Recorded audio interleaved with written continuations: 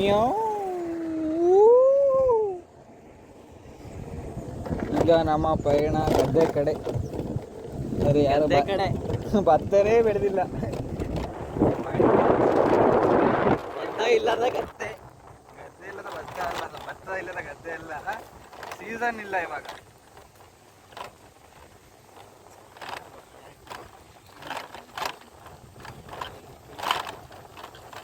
ಭತ್ತ ಇಲ್ಲದ ಗದ್ದೆ, ಗದ್ದೆ ಇಲ್ಲದ ಫೋನ್ ಸಾಕಾಯ್ತು ಕಂಡಿದ್ದೆ.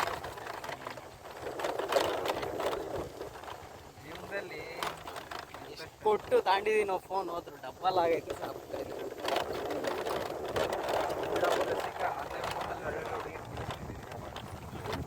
ಒಳ್ಳೊಳ್ಳೆ ಹುಡುಗಿ ಬೆಳೆಸ್ಕೊಂಡಿದ್ದೀವಿ.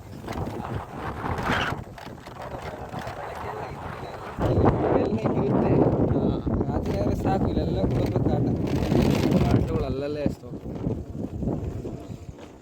ಹಿಂಗೆ ಜಾಗ ಫಾರಿನ್